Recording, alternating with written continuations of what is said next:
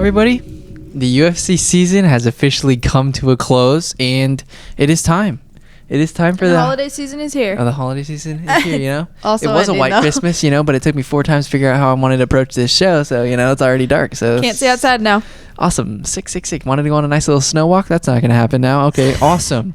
So, but we're here, and this is our UFC Awards episode, and end of the year. Yeah, it took me a little bit of thinking for some categories, fun categories. This is not your prototypical award show. This is going to be something that is very unorthodox. Awards are going to be given out. Recognition is going to be This is our award. Given. Yes, we're going to be giving out an Ultiman, which I received from beautiful Bianca for Christmas, and I'm sorry that I can't give everybody golden trophies, but you guys are going to receive a freaking Ultiman award for being absolute killers. So, yeah, I want to just kind of jump into the award. Do you want to start? What award category do you want to start with? Let's see. Okay, well, we're not going to go. Okay, do you just want to start out with top fights again? Yeah. Let's just go in order. This is the first time we started this, guys. This is our second take, but it's okay. My first couple takes sounded so bad, but yeah. It wasn't. It's okay. He's just hard on himself, but it's fine. Usually we do these all in one time, but this is the first time ever that I've actually, with me and just Bianca, that I've had to redo it because I just wanted to get this award show right, because there's a lot of ways that this can go wrong and get really confusing because there's a lot of overlapping with names and stuff. So I just wanted to make sure it was completely organized. Anyways, I think without further ado, we need to get into my candidates. I'm going to approach this differently for top fights. So I'm gonna have 3 nominees. Okay. First of all, do you want to give your? You want me to say these and then you can give your top fight of the year? This isn't gonna be. Let's do that because there's some categories who I don't have a person or thing for. There's some that I just have input on. So this will be like your award show. Yeah, it's both of ours. Well, your opinions on it. Yeah. So my head is getting so hot, but we're going to be giving these out to not the obvious ones. This isn't going to be a Michael Chandler versus Justin Gaethje gets an award. This isn't going to be a Conor McGregor gets the award for greatest welterweight all time. We're going to give it to the people that deserve recognition that you probably forgot about, because I was going through everything. More like low-key people under the radar. Yeah, it's low-key under the radar stuff. Okay, top fights. One of my favorites from this last year was Bryan Barberena versus Jason Witt, and I sound like a broken record because I feel like I just talked about this, which I did, but we're going to talk about it again. Okay. What made this fight so intriguing was obviously Bryan Barberena. He's an absolute killer. He brings the fight to people every single time. And Jason Witt, he's a wrestler. He was coming off a knockout loss, I think, to Matt Semmelsberger. But the crazy part about this fight was that it was ingrained into my mind. And as soon as it happened, I'm saying, dude, this is going to be a fight of the year. Yeah, I'm going to mention this for sure. Jason Witt, I think he lost his mouth guard. He goes down, bends down, and tries to get it. Bryan Barberena goes and still tries to crack him. And every time Bryan Barberena looks down and out after he gets taken down, he gets up. I'm surprised that he reached for it mid-fight, because a lot of times if it happens, the guys will just leave it out. Or the referee will stop it. Yeah. Well, usually they'll just leave it on the ground until the round's over. Yeah. He tries to get it. It's like, obviously you're going to get cracked or something. They're going to try to hurt you. Yeah. So yeah, that's my third. That's one of the funniest fights I've ever seen. Okay. Second one is we discovered a new prospect, David Onama versus Mason Jones. David Onama steps in on short notice for Alan Patrick. They were trying to get that rematch in because Mason Jones accidentally poked Alan in the eye. Anyways, we discovered a fantastic prospect that fought at 155, usually fights at 145. David Onama, he's a unbelievable athlete, and he's stuck in with a guy that people believe could be a future champ in Mason Jones. Every time Mason took him to the ground, David Onama stood right back up, cracked him with shots, made an unbelievable fight out of it. One of a myriad of fights that occurred this year that were in which the underdog came out victorious, even though they might have not necessarily won. But there were so many underdog fights that just goes to show the evolution of sport is just growing rapidly. Like, people are becoming so good, and guys that are so young, like, I have an award for a person that's basically 22 years old and is killing absolute savages. Don't give it out yet. You know, it's hard for me. But David Onama versus Mason Jones, if you haven't seen that fight, go back and watch it, because David Onama puts on a hell of a performance. And in my opinion, I wanted him to win, but Mason Jones probably did enough. But David has such a bright future, so I'm super pumped for him. And then for my favorite fight, and then I'll name a couple honorable mentions, but for the craziest fight of the year by far had to have been the Benoit Saint Denis versus Elizeu Zaleski dos Santos. The amount of heart that this man, Benoit Saint Denis, or however freaking John Annie says probably right. Saint Denis, but he is the toughest man on planet Earth. Special Forces, as you could tell by the broadcast team, they really hit that one home. They're like, no other man could probably be taking this beating. And then obviously the referee got kicked out, like we were discussing in our last episode. He lost his duties for the rest of the night because he should have stopped the fight. But Benoit takes it to a freaking decision after getting the crap beat out of him, but then almost coming back. Yeah, people were like, the thing how is this guy? They were like, okay, this is done. Wait a second. Yeah, because Zaleski, he was exhausted because he finished the fight on 3 separate occasions, it seemed like. No, yeah, literally different. It should have been standing TKO multiple times. But Benoit stayed in there, made a fight out of it, got it to a decision. By far one of the craziest things, if you want to scream and just be actually kind of disturbed a little bit, actually. Yeah, it was a lot. Yeah, probably shouldn't have put a lot of. This fight's probably something the UFC wants. Like, nobody really needs to know about this fight. Because that they could have gotten a lot of really trouble. embarrassing, honestly. Yeah, the reffing. That's what we were saying. We're like, this is honestly embarrassing for them. But then he was doing okay, so then it was a little less worse. But honestly, the UFC and commissions, they don't care about embarrassment because their judging is an embarrassment on a daily, weekly basis. Need new judges. Yeah. Okay, on to honorable mentions. Honestly, you could be blindfolded and just give out a 30-27. Somebody that lost a fight, and people would just be like, okay, that's that guy's opinion. Honestly, though, dude. Oh it's probably the worst part about the UFC altogether is the judging. The judging, yeah. It should not be subjective. No, it should be like, completely there should be more judges, maybe, too, than just 3. Mm-hmm. Should we maybe like or should 5? be open scoring. Yeah. If you're going to keep track of the strikes and everything, you should just keep track of that on the board. Exactly. And then that should determine who the winner is. Yeah, exactly. It should be like a football game or something. And then my honorable mentions: John McDessie versus Ignacio Bahamondes, TJ Brown versus Kai Kamaka, Drew Dober versus Brad Riddell. Basically, any Drew Dober, Brad Riddell, or Rafael Fiziev fight technically falls into the category of fight of the year because those guys are the most explosive people in the pound for pound. They're the most explosive in the entire UFC. Yeah. Gotta love my sister's dog. I don't even know if you could probably hear, but I don't know. And then Frost Zion versus Luigi Vendramin was an insane fight. Did you name the one that I think is top fight? We'll get to that. Okay. Guido Canetti versus Mana Martinez was absolutely insane, and then obviously Bianca's favorite was Billy Q versus Shane Burgos. Why was it your favorite? That was like probably the most, like, you and I have watched a lot of UFC together, and not gonna lie, I'm not always in tune with it. Like, I'm not always like paying attention, but that fight I was probably the most invested in. Oh, like, yeah. I was like, oh my God, that's good. Like, I just was. It was constant. It was a constant good fight, and I was just shocked the whole time. And it got a little bit overshadowed, we felt like, because it was just already on just an absolute stacked card. That card was already insane as is. So, like, right. Yeah. Because if that was by itself on like a different, that could be a main event. That would have been fight of the year, probably. Yeah, exactly. Is what I'm saying. Just because Gaethje and Chandler came in front of it. Came on that, were the main on that one. Or no, they weren't the main, were they? No. Hands down, though, Gaethje Chandler to Shane Burgos, Billy Quarantillo, those are the 2 best back-to-back fights that the UFC's probably ever had in the history of the sport. Yeah. Like, not even a question. Yeah, I agree. Yeah. It's just because it got stuck in the middle, and then obviously the main event was fantastic, that it just gets overshadowed. But that's that. So my award, Benoit Saint Denis and Zaleski dos Santos. Here you go. Here's your freaking Ultiman. Ultiman award. Let me see. Here's your AGNG Ultiman award. Yeah.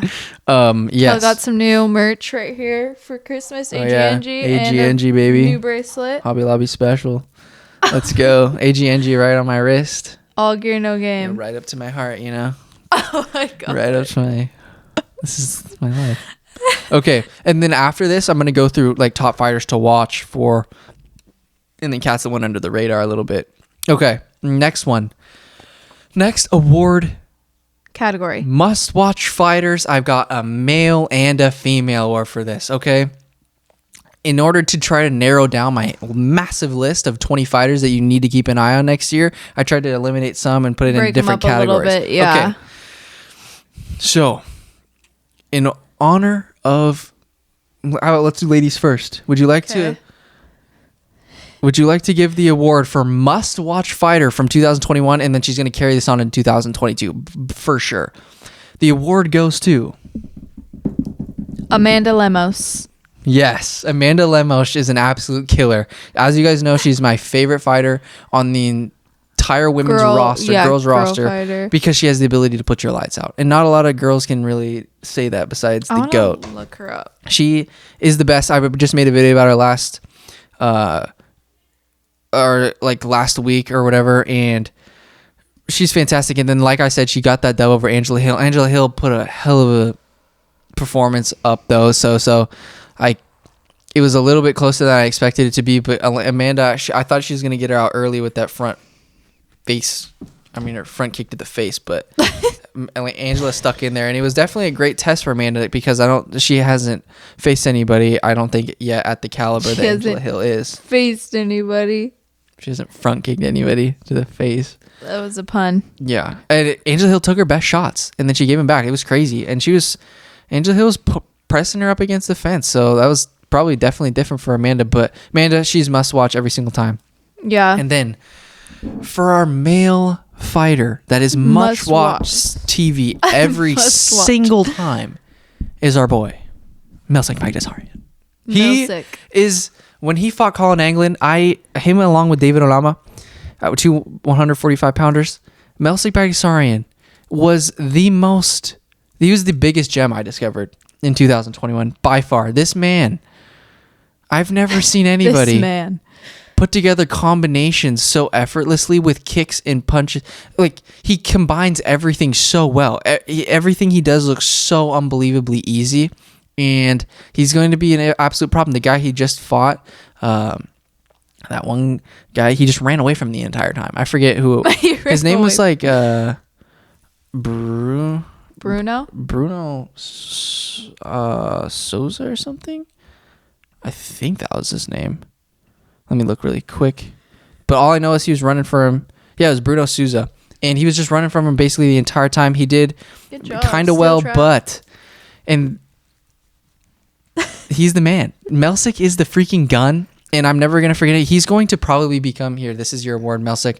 He's probably going to get fast-tracked, in my opinion, this upcoming year. And it's 1 or 2 fights, and I wouldn't be surprised if he's challenging guys in the top 10 because he is that skilled. Yeah. He can hang in there with the Gigi Chikadze. He can hang in there with anybody at the top because if you want to stand in there and fight with this guy, it's gonna be a show, but you're gonna be tested because he throws things from way crazy angles, and he throws flurries. Everything comes at you really quickly. Yeah, it's just like I said in a prior episode, his barrage of punches and kicks is our episode we redid. No, or the episode before. An episode and way past, not just the one of the 4 that we did today.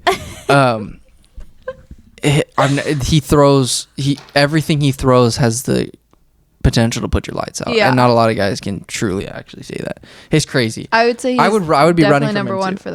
for that category. He is so dynamic. He's just an amazingly dynamic striker. And they were talking about how many fights he's had. This guy, and I just don't understand how someone that crazy good at something is so even keel.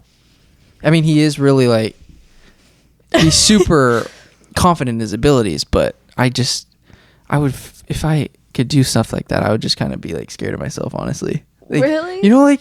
He's so unbelievably good, bro. Like Superman. No, yeah, he does, honestly. Yeah. But he's so chill about it. It's crazy. Yeah, it's okay. Cool. Now, 2021 might have been the best year of UFC, in the UFC's history, but it wasn't all that great. Very damn good fights.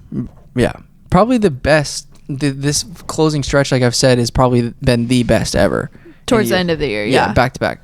So, in honor, but like I was saying, it wasn't great for everybody. But if I know one thing, some of the guys got knocked down, and there were quite a few really good fighters that kind of they were on the wrong side of some decisions. And for sure. Like Corey Sandhagen, you guys that probably shouldn't have lost as many fights as they should have this year, but I'm sure that these guys that I'm about to name are going to come back. And there's this an individual award for, you've got this. Every single person. Yeah, every single person's going to get an award because you stuck in there hanging tough. Dan Ige is number 1. for me. Dan Ige, he just put it on such a good performance. Josh Emmett, and you know what? He fought the Korean Zombie, and he came out on the wrong end. But this man, his boxing is so clean. I just have every bit of faith that he's going to come back and be a top contender at featherweight. Even though he might not be the biggest guy, he might have the best attributes to necessarily become a champ. But he has the heart of a freaking lion, and he's so much fun to watch every single time. So I believe Dan Ige, he's going to come back, and he's going to be stronger than ever. Next, our young man that ran into the buzzsaw, Joel Alvarez. Thiago Moises is going to be fine. He lost a tough fight, a learning fight to Islam Makhachev, and then he just ran into basically a welterweight at lightweight. But he still Alvarez. got it in him. He's going to be like 27 this upcoming year. Yeah. He's going to be fine. He's going to chilling. be so good at lightweight. He's one of the most promising prospects the lightweight division has, and he's going to hang in with the best of them, dude. Trust me. He's so good at everything he does. He throws bombs too. It was just heat-seeking missiles. Yeah, it was just a really unfortunate kind of matchup for him because Joel is just an anomaly kind of. And then next one, Jimmy Crute. Jimmy Crute, he's going to be absolutely fine. He ran into Jamal Hill, which is tough, and then he had his leg broken basically by Anthony Lionheart, or his nerve kind of went out. But he's on top of the game. Like, he's gonna be fine at light heavyweight, and he's gonna definitely come back stronger than ever. And then along with that is Kevin Holland. Kevin Holland, you're gonna be fine, dude. I love watching you fight. You're gonna be fine. You're gonna be okay. He has lost his past few, right? Mm-hmm. He's on a losing streak, but he's still a great fighter, though. Oh yeah. Well, if he stands with anybody, it's a problem. Exactly. Everybody's just scared to strike with him, so they just take him down. But as soon as he gets that Dagestani wrestling in him, he's gonna be fine. I was gonna say he just needs to practice that wrestling. Yeah, he almost knocked out Derek Brunson. Derek Brunson has no chance on the feet with him, but. Yeah, Kevin Holland, he's going to be fine. All those guys, I'm looking for big 2022s from them because they're right there. They're going to have a good year. Oh, yeah, for sure. Okay, next. Round of the year, baby. I'm going to give this one. Round of the year. Round of the year. I like that. Yes. Merab Dvalishvili versus Marlon Moraes. Do you remember this when I was screaming? Yeah, you were because screaming. I was like, no, Merab just got cracked. And then all of a sudden... He's made out of kryptonite. Not kryptonite. He's made out of freaking steel. Steel. And he is Marlon Moraes' kryptonite because he freaking ended up taking him down. That was crazy. And then it was landing ground and pound and almost had him knocked out by the end of the first round. That was an insane fight. It was crazy, dude. Merab went from knocked out to almost knocking the other guy out by the end of one round. Being on top of him, right? Yeah. I was so surprised. Marlon Moraes, he's an absolute killer. I think he's matched up to fight Song Yadong. Song Yadong? I think he is. Let me see. But yeah, that is by far was the round of the year when I was, because looking back, I didn't want to watch every single freaking fight, dude. Obviously, so I was just what round out of every single fight like sticks out to me? Oh yeah, he's gonna fight Song Yadong. Nice. But what one sticks out most to me, and it was 100% the Merab one, because one, I'm just heavily invested in Merab's whole entire journey. But that fight was insane. That round, everything about it. Well, the tides shifted so quickly. Yeah, exactly. I can't even imagine what that would feel like too. To feel like you beat a guy basically, and then you end up losing. Can I give my opinion on a one round for someone? Is that one that the guy got like knocked out, but he like stood up, like he kept standing, and then did he end up falling down? Oh yeah, Burgos? But like, yeah, he was like totally fine. Yeah, I was gonna say that as one of my favorite fights. Oh really? Is Edson Barboza versus Shane Burgos, when he got knocked out, but then all of a sudden his body he was just like gave out. and he was like good, and then he just totally fell. That was crazy, dude. I would 100%. give a round. You can give that knockout of the year.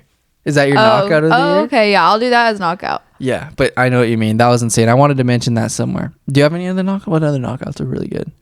We'll get onto that. Or do you have that as a category? I didn't put that as a category. I already had mine in my mind. Which was, do you want to just say my knockout of the year? I'm going to give it to Ignacio Bahamondes versus Roosevelt Roberts.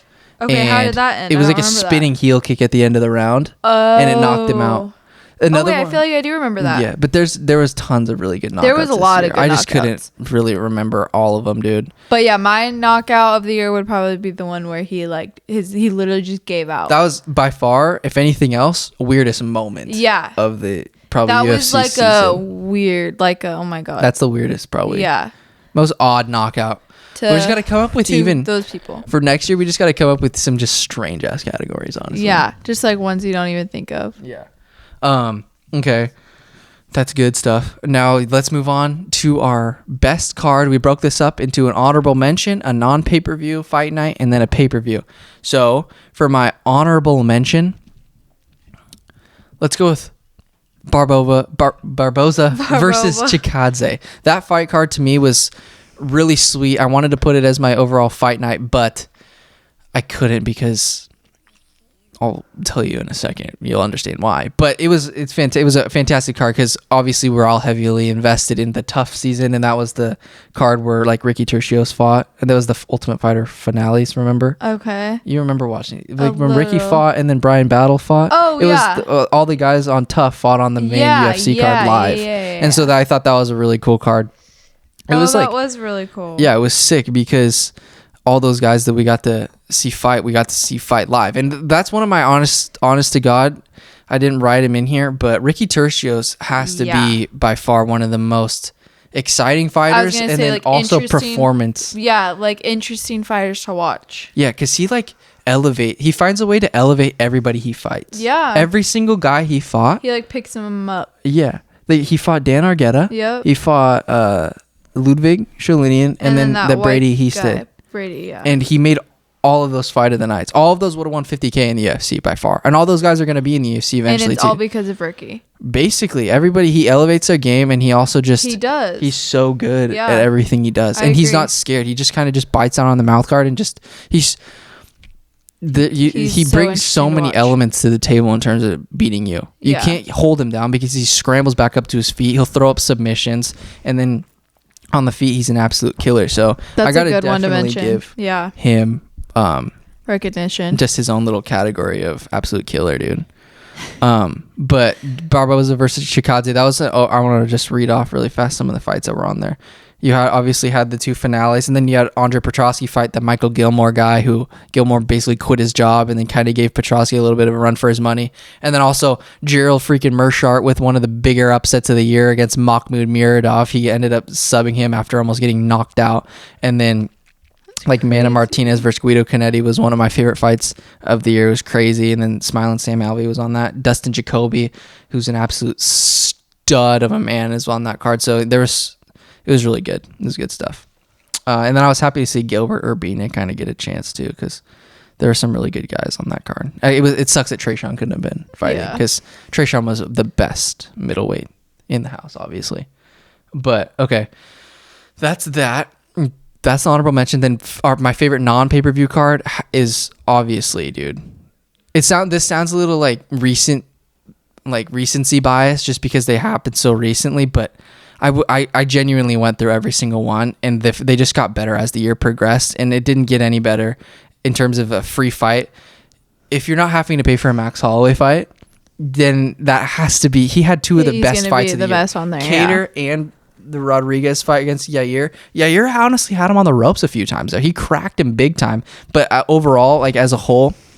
You had freaking Dao Jung, Rafael Alves, Sean Woodson was on this card, Thiago Moises was on this card, Song Yadong, Miguel Baeza, KS William, Julio Arce, and then obviously the main event, Max Holloway. That is the highest level stuff you're gonna see without having to pay. Yeah, that's a legitimate pay-per-view right there that people got just on ESPN Plus, dude. Every time you get to see Max Holloway, you obviously have to tune in. And then Yair Rodriguez just reminded everybody in the featherweight division why he is so scary and why you don't want to fight him, because he put Max Holloway on the ropes, and Max Holloway is basically the best featherweight that's walking on planet Earth. So yeah, that's by far the best non-pay-per-view. Yeah.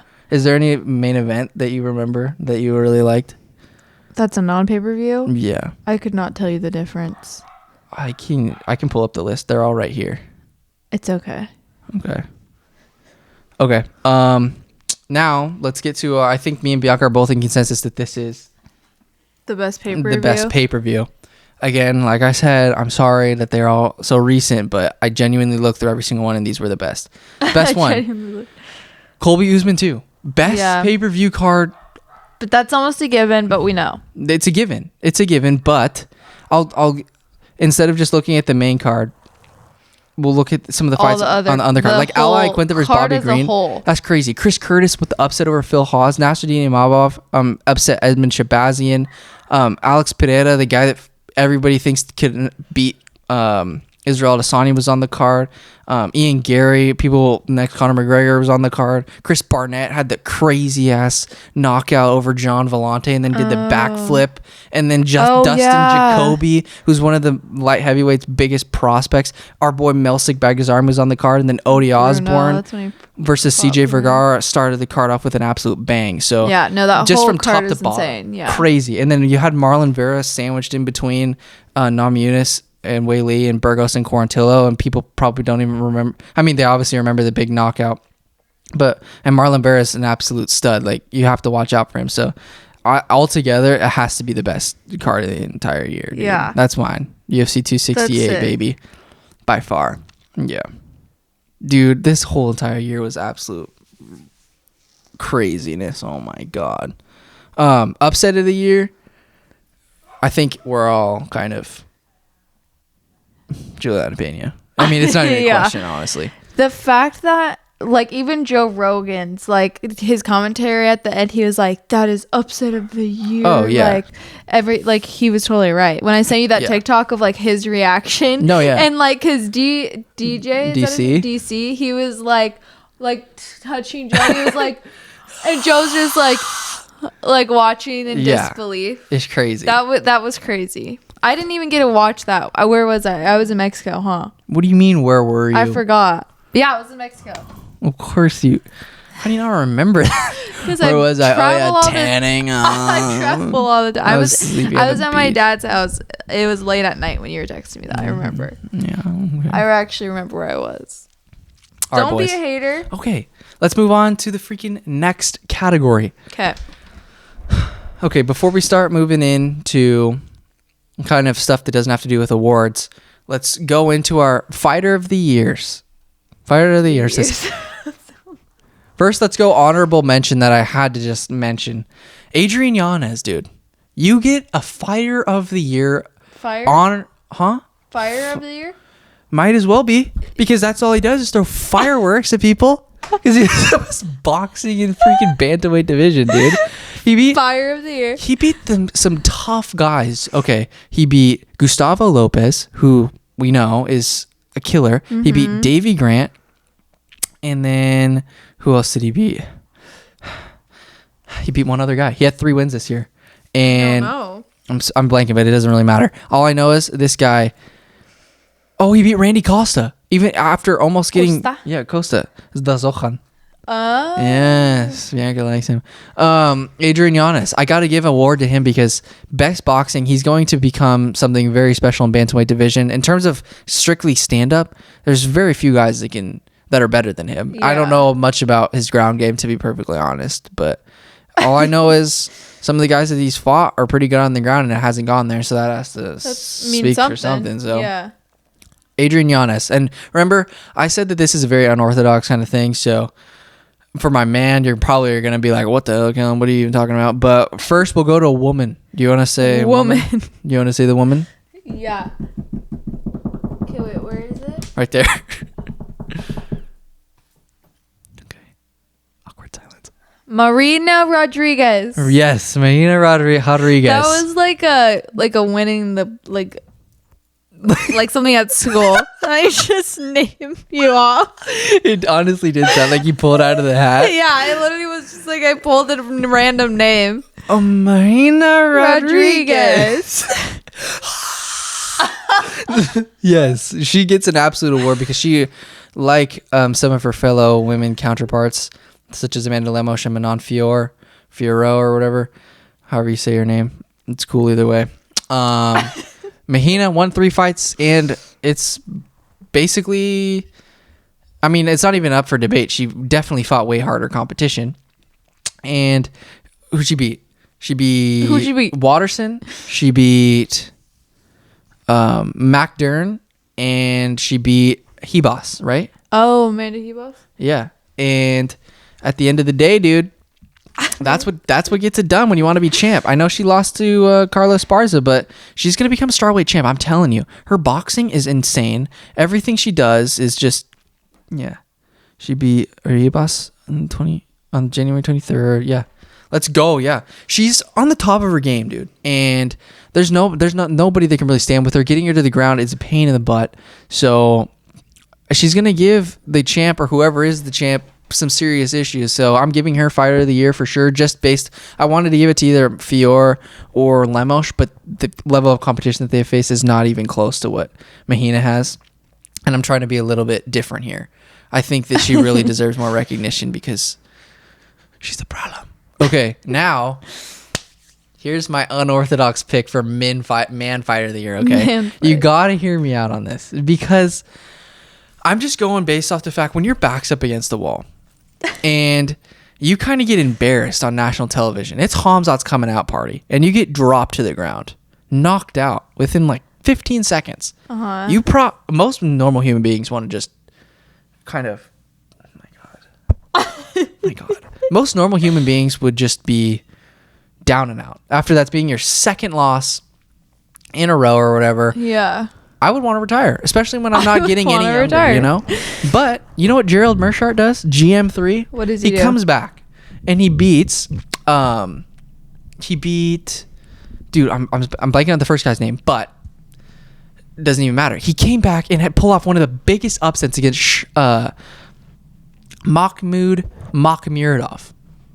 Mach, this is his nickname. Okay. Yeah. That's a bit easier. All like one name. Yeah. But Makhmuradov, he was one of the biggest favorites on that fight card. I forget exactly what fight night it was. But what is Gerald Mershart? Oh, it was on the freaking Giga Chikadze, like I said. It was on the Barboza Chikadze card. But GM3 pulls off one of the biggest upsets of the year on that card. Then he comes back and beats a tough Dustin Stoltzfus after basically getting mauled for a couple rounds, and then he sinks in like a rear naked choke. And then he gets he's on a 3-fight win streak right now, and I think he set some record for submission. He has some submission record, I think, for the middleweight division. But isn't that insane though? I'm giving all my props to this guy. Yeah. He got knocked out, absolutely got embarrassed against Hamzat Chimaev, and then he comes back, dude, and then he just goes on a 3-fight win streak when he's not like the youngest dude. I just think that's super impressive, and I think he needs definite more recognition for that because that's super cool. That's not easy to do, honestly, dude. What was he? Yeah, he lost to Ian Heinisch. Oh yeah, he beat Bartosz Fabinski, Makhmuradov, then Dustin Stoltzfus. Yeah, that's crazy. He was at one point. Let's see. He had 2 wins in his last 7 fights. And now he's on a freaking 3-fight win streak. And he's 34 years old. I mean, he's definitely not old, but he's definitely not young either. You know what I mean? Especially in a tough, fast middleweight division. So I'm giving GM3 his freaking award, baby. He's the man. I was trying to think out of the box here because there's so many guys that performed really well. But I think it's just pretty valiant. It was a valiant effort of him to get those wins. None of them were easy. He deserves it. None of those fights were easy. I mean, I don't really remember the Bartosz Fabinski fight, but he managed to get finishes in his last 2 fights after facing serious adversity. So that just goes to show that he's an absolute killer. Yeah, dude. So that's our fighters of the year. Was that our last category? Yeah. Dang. Oh, really fast. What are we at? We're making good time right now. Okay. Let's do a little fun game right here, okay? Okay. Let's go. Is this our last segment? Yeah, before we talk about some of the fighters. What are we talking about? I just want to highlight some of the fighters that kind of went like under the radar a little bit that you got to watch out for. Oh, okay, cool. Okay, last thing in terms of categories. Or this is just kind of a fun little thing that we're going to do. What were the championship picture look like by the end of 2022? And I had crazy things, but I'm trying to be more realistic this time. But last year, I think I said I believed Brandon Moreno was going to be champ, which he ended up becoming champ. Well, then go off. Piotr Jan, he's technically like the IC, like he's a champ, but yeah, he technically isn't yet, but he will be soon.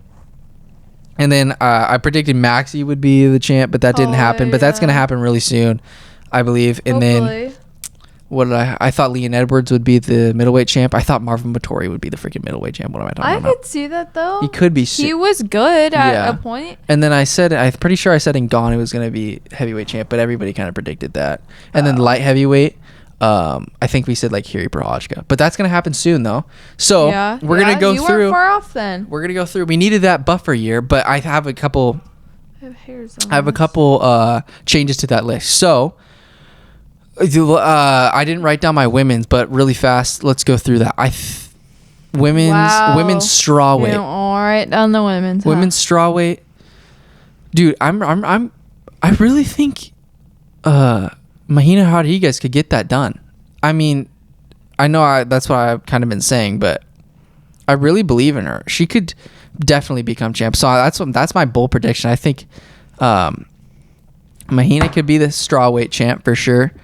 By the end of 2022. Then in terms of flyweight, I'm not seeing anybody knocking off Valentina, but it is a little bit of a possibility that Manon Fiorot gets a title shot. That's my bold prediction. I don't think anybody beats Valentina, but I believe that they might fast track Manon Fiorot. If she can fight another two times this next year, jump up the rankings by her third fight, she could definitely end up challenging for the title. Yeah. I don't think anybody's going to knock out Valentina though.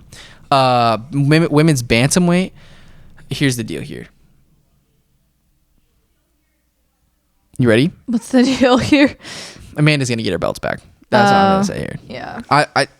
I just can't wrap my mind around Juliana Pena winning. Being the champ. Crazy. Yeah. It's crazy. But kudos to her, dude. So is there no one else in featherweight? It's just so irrelevant that they don't. Like, why is it completely blank? I know. Yeah. It is what it is. It's literally not relevant to them. They don't even make a list. Yeah. It's pretty. Wait, are you serious? Bleak. Yeah. But I will say this, though. At bantamweight, you got to watch out for Norma Dumont because she honestly is a problem. In her Aspen Ladd fight, she's a problem, dude. And I would not be surprised if she could get a title shot. So, but I know what he's going to beat Amanda Nunes when she's actually focused. Yeah. Yeah. You could tell she was off. You could, honestly, it was just a very strange night, you know? Okay. That's women. Now let's get into some of the men's. So, as much as I love Brandon Moreno and I'm rooting for him, in terms of men's flyweight, it's going to someone else. Who's he going our boy to? Kai France got a big dub, and he's going to be fighting Askar Askarov, which is a serious problem for Kai France because Askar Askarov, he might not look very big. So who are you giving it to? Askar Askarov is gonna Askar. There's a guy named Askar. He was gonna be in the UFC, but then Askar Askarov is the man. He's a man that I'm pretty sure he's deaf, basically, in like 1 year or something. Yeah. I was gonna say blind, but obviously couldn't do this sport if you're blind. That wouldn't be a serious disadvantage. Imagine that'd be sick. You gotta have spidey senses. If there was literally, if there was like a blind guy doing that, that'd be insane. Could you imagine blind UFC? Do it over under on strikes landed. There's like, and then the coach is really just like to the left, to the right. Blindfolded UFC would be crazy. That'd be insane. Yeah, that was really mean, kind of. Sorry. Yeah, that was so rude. What I said too. No, I'm just kidding. It's all right. We love everyone. Yeah, we do. Askar Askarov, I'm pretty sure he's going to become the UFC featherweight champ. No one wants him, honestly. Nobody wants this guy. I'm pretty sure, he drew with Brandon Moreno, the current champ, in his first fight in the UFC. So, if that tells you anything. And he can take anybody down. He can box with anybody. He's just really a problem. He's strong as hell for the division. So, I would probably put money down that he is the best wrestler and the strongest in the featherweight division. Sport.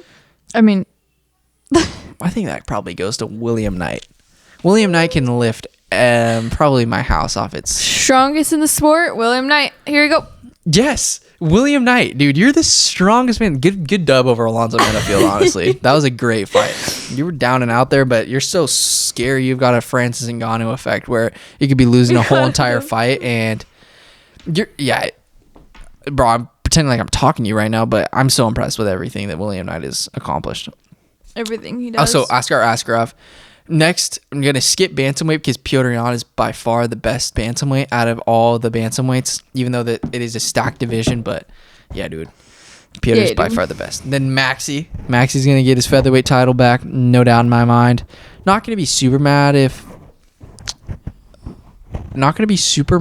Volk retains it, just because Mans is so underappreciated, and even by me, because I'm just such a Max lover boy that I get a little bit salty because you gotta admit, dude, you lost that fight. Come on, dude, you lost the second fight. Come on, gotta admit it, bro. You gotta admit it. But I can see why you wouldn't want to admit it, because you did make the last 3 rounds close. But in terms of damage, you never put Max in a position that Max put you. And in my opinion, that Max dropped him like twice. Yeah. He didn't drop Max, so it's hard for me to there you say go. that you won. So, but Max is going to get this title back. Lightweight. I put a couple question marks right here because it's really up in the air. Because there's so many guys at the bottom that it takes a couple fights for them to get to the top. But by the end of and that takes time, you know. Mm-hmm. So I'm really thinking that Charles Oliveira is going to stay the champ. I think he beats Islam Makhachev, and I think it's gonna be 2023 before we see a new lightweight champ. Okay. And then 2023. Damn, he keeps it the whole year. Yeah, I think so. I mean, if he fights twice a year, defends it twice. True, that's true. Maybe you get an IC in there. You could maybe do that. Yeah, like an interim. Okay, welterweight. Welterweight, baby. Getting chilly. I don't freaking know. What are we gonna do, Vicente? No. Hamzat Chimaev? Hamzat Chimaev? Okay. Chimaev? Does he have a nickname? Boars? Boars? It's like wolf in like Swedish or something. Boars. Hamzat Boars Chimaev. Interesting. Is it gonna be Hamzat? What are we thinking? I could see it on it. What are we thinking? It's not gonna be Sean Brady. It's not gonna be Vicente Luque. Right? I could see a Hamzat. Leon Edwards. I could see Chimaev. Colby. Okay. No, Colby won't get a title shot. Okay, honestly, case scenario here. Okay. What if they put Hamzat versus Colby, right? Okay. Colby wins. What do you do then? Have Usman, Covington, Kill them both. Colbyton? No, have Usman, Colby 3, even though Usman's 1-2? You can't do that. True. What do you give Leon a title shot? People would want it. Oh, yeah, for sure. I don't know. Leon has just missed it. I love you, dude. I freaking love Leon Edwards, but it just sucks, honestly. Because I feel like people have just lost their mojo with him. Yeah. What are we doing? You want chicken? What do you want, KFC? So guys, I get my wisdom teeth out tomorrow, and I'm like, I need my last supper for like a week because you can't eat anything solid. Guys, I'm not using her for this episode because she won't be ready for a few days. I know that's exactly what you're thinking. Oh, shut up. I know that's exactly what you guys are thinking. Okay, well, I was telling Kel earlier that I need I'm not craving anything, but I need something for my last meal because I can't eat any solid foods for like a few days, and food is like my love language. Yeah, but you can have mashed potatoes anytime. I hate mashed potatoes. I'm not getting that here. You're gonna get chicken? I would get like chicken, fries. They have mac and cheese. But we're screwed because I can't drive in the snow. It's down the street. I'm kidding. You can't drive all of a sudden. I can. No, actually, you're right. It is kind of sketch. I don't know. But wow, I've never seen her be so nice about something. Okay, we're going Hamzat Chimaev for why not? Honestly, he could be fast tracked. Or my second runner up, I want Vicente to be champion, and then I obviously want Leon to be champ. Any one of those is perfect.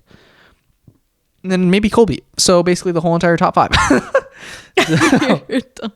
Okay, middleweight. Reba.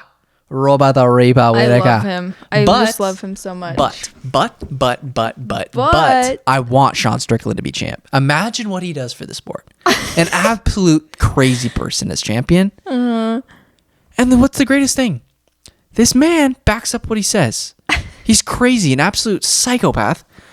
But he can box with the best one, picks guys absolutely apart with his jab. His volume is insane. What, are you going to take him down? No. Like he says, he's got some of the best takedown defense in the entire sport, and he has the mindset to match any of the crazy people like a Khamzat Chimaev that wants to come after him. So I'm going Robert Weep. Okay. This is so tough. Honestly, who wins, Sean Strickland or Israel Adesanya? I think Sean Strickland is psycho enough to beat him. Why not? I'm giving it to Robert Whittaker. Yeah. All day. But we're completely dismissing the fact that one of the greatest middleweights of all time, Israel Adesanya, is the current champ. So it wouldn't be one bit surprised if Israel holds the belt. Yeah. No.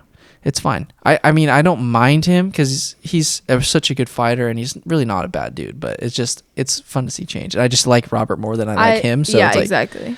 Yeah. Change is good. So rankings. Want to see Sean Strickland and Robert Whittaker. Okay. That's that. Heavyweight, I really believe Cyril Gane's going to hold on to that strap on for a while. Oh, wait. We missed light heavyweight. Magomed Ankalaev is going This is going to be an hour-long episode. No, we're done. I'm gonna talk about the fighters next time because we can contact later. Yeah. So here's how this is going to roll, suckers. This is how it's going to freaking roll. Hiri Prochazka, or as Chilson likes to say, Prokraev, is going to be... No one can say his name. It's the funniest thing. Is going to beat Glover, Taxara. And then Magomed is going to beat Hiri Prochazka. But he might not. And that's a fact because Hiri Prochazka is one of the biggest, strongest Viking men I've ever seen in my life. But Magomed Ankalaev doesn't get cracked like Hiri Prochazka does, and he's clean. He fights like a welterweight, fast, quick, good technique. But he's light heavyweight. So, and what are you gonna do? Take Magomed down? You're gonna take a 6'4" huge Russian guy down that has been wrestling in Dagestan? Think again, Tiger. I think not. So you're gonna have to beat them on the feet. If there's one guy to beat him on the feet, it's gonna be Hiri Prochazka. That said, I'm thinking Magomed Ankalaev is gonna hold the belt by the end. Or early 2023, but we're not even at that episode yet. So we're not even. We got like about 40 episodes before that happens. So yeah, that's that. What do you think? Fun little award show. Yeah, it's been a great award show. Fourth time is the charm. Yeah, I mean, I've working myself up an appetite. Oh yeah, me too, for sure. 5 takes it out of you, you know. So yeah. I'm happy all you guys got awards. I'm going to give awards to all the guys that I believe will be champ. I think Dana White should start using the Ulti-Man as an award. Honestly, bro. A gold Ulti-Man? Yeah, and put their like name down here. Or like how it say Ulti-Man if you want. And then put their name and their weight class or something. That's facts. That's big facts. I like it. So I feel like we talked about everybody. You know what? I'm going to do this. Why not? We're going to do this right now. I'm Ready? actually going to X-nay on that because What if I do it really quick? Really quickly. The amount of times that I've sat here and heard him... No, but the more that you do redo these episodes with me today, you guys don't even want to know. The one time. We did it is our one fourth time. Take. One time. Wait, you're going to say we didn't do start. I didn't takes? get into it. Oh, you didn't get into this part? No. We didn't get it through this far. I wouldn't have redone the episode if we made this far. You want to redo this one? You're so funny. Dude, does anyone feel like they have lice right now? Oh my God. Okay, how long is this going to take? Because... I'm just going to run through the list. Okay, you might want to keep that on right now. Okay. We're keeping this sucker on. Also, thanks, guys. On the road to triple digits by the end of the new year, baby. Yeah, that's our goal. That's our goal. Okay. Triple digits. So how long at ballpark is this going to take? I'm going to give you guys...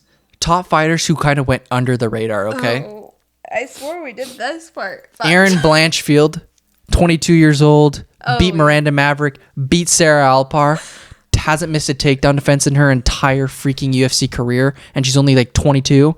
Absolute killer. Watch out for her. Jonathan Martinez, like we've said, clean, crisp striking, absolute killer. Came off that tough loss to Davey Grant, but beat a tough Zviad Lazishvili. So watch out for him.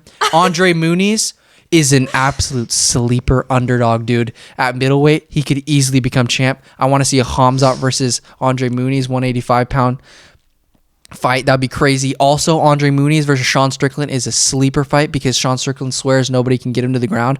I can almost assure you Andre Muniz can get you to the ground. It's just a matter of, I don't think that Andre Muniz will be able to submit him. Sean Strickland definitely is better on the feet, but who knows? But Andre Muniz, keep your eye out for him. He freaking snapped. What's his name? Jacare Souza's arm, and he just beat a tough Eric Anders, dude. Absolute killer. Then Dana Batkari. Absolute concrete in his fist. I'm pretty sure he just knocked out, pretty sure the guy's name is like Mike Davis or something. And he's so good. Mongolian speaks for itself.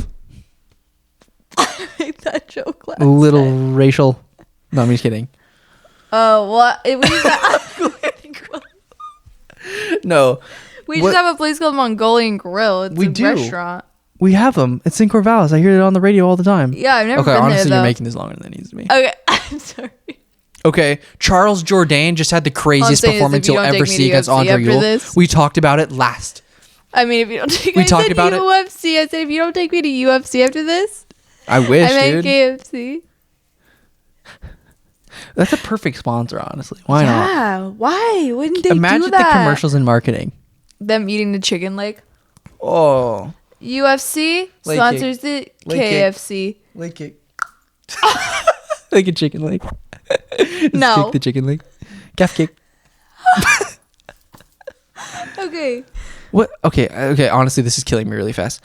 I'll cut this. You have a minute. Dana Batkari. You have 60 seconds till I press that stop recording. Don't even say that. That's rude. Honestly. Oh, Brandon Davis, not Mike Davis. That's a freaking running back for Are you kidding me, Gil? for the Falcons. Come on, dude. Brandon Davis, I'm sorry, dude. And then he beat Kevin Davidad, and then he beat Guido Canetti. He's on a 3-fight win streak. Dana Batkari, another great bantamweight. Okay, Charles Jourdain just had the fight of his life against Andre Ewell. Crazy, he was yelling at him, throwing spinning crap. Absolute, just killer mindset. And I love Charles Jourdain. I've been watching him for a while now, and that last performance just solidified him a new contract. And also, definitely he's must-watch TV. He's coming into his own for sure. Okay, now, massive 2022. We already know this. Gamrot, Lemos, Manon Fior, Tom Aspinall is going to jump the rankings there. At heavyweight, he can stick with anybody. He can take you down. He doesn't quite have the knockout power, but he'll find different ways to win for sure. And then obviously we talk about Magomed Ankalaev. Okay, we're going to run through these really quick. 17 guys that you have, top fighters to watch. Lerone Murphy, killer, beat Mac 1. Beat Mac 1 Americani. He's a killer. 145. Watch out for him. Sumu Darji, flyweight. Your dad's gonna be like, "Is this an extra speed?" Tibetan Eagle. Oh yeah, they're gonna think this is at ×2 right now. They're gonna think it's like listening on their phone. Sumu Darji, Tibetan Eagle. You like I said, craziest left hand of the game. Alexa Grasso, sick 125er. Since she moved up, dude, she's gonna have a huge freaking. To beat Macy Barber, best boxing. Probably that's actually a sleeper to beat your girl, the Bullet. Dustin Jacoby. Oh my god. Oh my god. He's the man. You have to please just watch out for Dustin Jacoby. He's man. He just beat a guy on short notice, John Allen or something. And John Allen, and he's such a good kickboxer. His combinations are insane and they're so powerful. Oh, and he beat Darren the Dentist Stewart. He's so good. Bruce Leroy, what is he on a 5-fight win streak now? He's an absolute killer. I'm so super happy to see him coming into his own. Sean Brady. Oh, Daun Jung, the freaking turtle. I forget the Iron Turtle or whatever his name is. Is his name the Iron Turtle? Whoa. I'm reading the Love Arrest without any context. Sorry, everybody. Wait. Yeah, isn't his name? Oh, Daun Jung's not the Iron Turtle. He's Seda. Who's the Iron Turtle? That's a different guy. That's Jung Young Park. Is that Jung Young Park? I'm so sorry. We don't have time for this. What's Jung RX? Guys, I feel so bad. We're like full-on hour Jung Young in. Park is the Iron Turtle. I am so unbelievably this is sorry. Be horrible for you. Seda? To edit. No, I'm not editing crap. Good. Seda, you're the man. You the man. His elbows against Kenny and Shaq. Okay, you got to watch out. Out of all these guys, Daun Jung's the man. Tai Tuivasa could probably maybe contend for a title by the end of the year. Alexander Romanov, killer. Jamal Hill, your guy is the man. He just knocked out Krut. Sayed Yakub Kakramanov is the man. Aaron Blanchard, like we said. Let me read some. Jonathan Pierce. can hold you down for a whole entire fight? Michael. Mikhail Oleksiejczuk. You gave me the worst one to read. Okay, Mikhail Oleksiejczuk versus Dustin Jacoby. That's going to be a fight that is going to happen. I was so pumped to see that. We'll talk about that more when it comes. Norma Dumont. D-Rod. Daniel Rodriguez, like we said. So underrated. Takedown defense is great. Some of the best boxing in welterweight division. Rooney Borsellis. Haune Borsellis. We got this sucker under an hour. That's the fights that you got to watch. That's the fighters you got to watch out for. These were our 2021 awards. This is the award extravaganza holiday special. Everyone who's been named is a GOAT. There's only one GOAT. But kind of not. And that's okay. Chael Sonnen. Who? Did you see he beat up somebody in a hallway because he was like talking shit on his wife or something? They're like saying something about him. So Chael Sonnen beat the crap out of somebody in a hotel room. He's an absolute man, dude. That guy deserves everything that came after him, man. And I'll do the same for Bianca. You wouldn't. Except I'd be like, dude, you'd be like, can you? I would just be like, walk away. I don't want to get sued. That's what my excuse would be. I just really wouldn't want to fight. That's it. Say anything. It's like, babe, we're bigger than this. We're bigger than this. You'd I just be really like, don't want to fight. I'll go get the manager. No. I'd be like, you want to fight, dude? Well, too bad. Because you don't know what I'm capable of. Okay, guys. Thanks for watching. Let's get a Millie, baby. This is our holiday episode. Thanks for watching. I hope you guys had a very Merry Christmas and a great 2021. Thanks, all 12 of you. Bye.